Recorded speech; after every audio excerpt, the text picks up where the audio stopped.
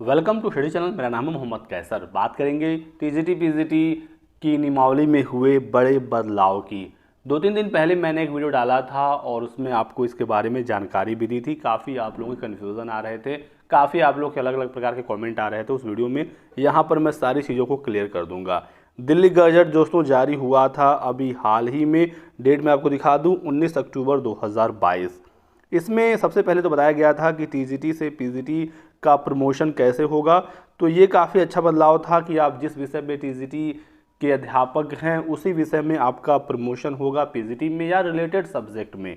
तो ये एक चीज़ यहाँ पर बताई गई थी, इसमें कोई भी कन्फ्यूज़न नहीं है।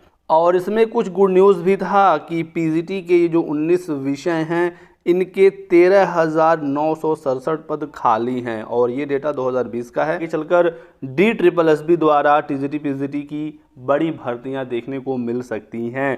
13,967 यानी लगभग 14,000 पद सिर्फ और सिर्फ पीजीटी के रिक्त हैं और दिल्ली गजट है यानी कि ये जो नियमावली है वो DSSB पर लागू होगा। DSSB द्वारा जो नियुक्तियां होती हैं वो दिल्ली में होती हैं, राजधानी में काम करने का मौका मिलता है और आप किसी भी राज्य के हों आप DSSB की भर्तियों में आवेदन कर सकते हैं।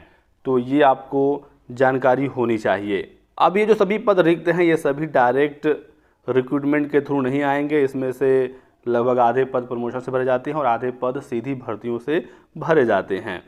यहाँ पर जो सबसे बड़ा विवाद था वो छठे पॉइंट पर था और पीजीटी की जो अपर एज लिमिट है वो 30 वर्ष कर दिया गया है।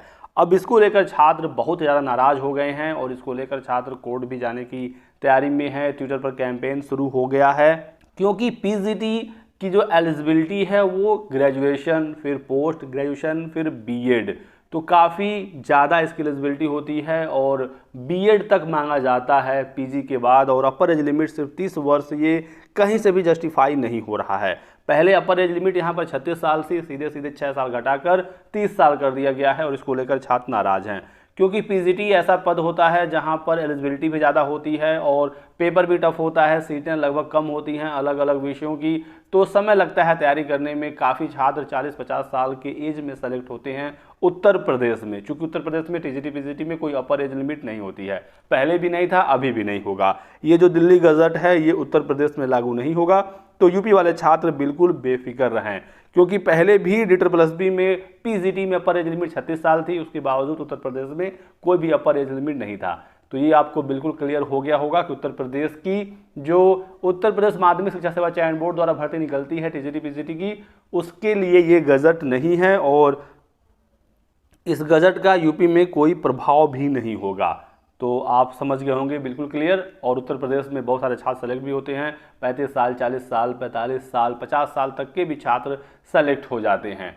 एक चीज़ मैं आपको और क्लियर कर दूं कि उत्तर प्रदेश लोक सेवा आयोग जो भर्ती निकालती है एलटी ग्रेड और जीआईसी प्रवक्ता का, एलटी ग्रेड जो टीजीटी के समकक्ष है और जीआईसी प्रवक्ता जो पीजीटी के समकक्ष है, तो यूपीपीएससी द्वारा जो भी भर्तियां निकलती हैं वहां पर एज लिमिट जरूर होता है। और एलटी ग्रेड और जीआईसी प्रवक्ता के जो अपर एज लिमिट है वो 40 साल है, 21 से लेकर 40 साल यहाँ पर लिमिट होता है। अपर एज लिमिट में कैटेगरी वाइज छूट यहाँ पर भी मिलती है और 40 साल फिर भी ठीक है, बहुत ज़्यादा प्रॉब्लम नहीं है। लेकिन DSSB में जो बदलाव हुआ है यहाँ पर सिर्फ 30 साल अपर एज लिमिट कर दिया गया है, बाकायदा गजट भी जारी हो गया है।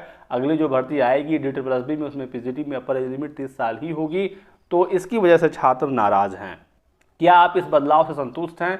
कमेंट करके हमें जरूर बताइएगा। और यदि आप इस पर विरोध दर्ज कराना चाहते हैं तो देख सकते हैं ट्विटर पर छात्र इसको लेकर कैंपेन भी कर रहे हैं। ये हैशटैग्स वगैरह हैं, आप चाहें तो स्क्रीनशॉट ले सकते हैं और देख सकते हैं इसमें छात्रों ने लिखा है कि पोस्ट ग्रेजुएट टीचर की अपर एज लिमिट जो पहले 36 साल थी इसे घटाकर 30 साल कर दिया गया है और सरकार की ये मनमानी नहीं चलेगी, इस पर ध्यान दिया जाए और फिर से इसे 36 साल किया जाए।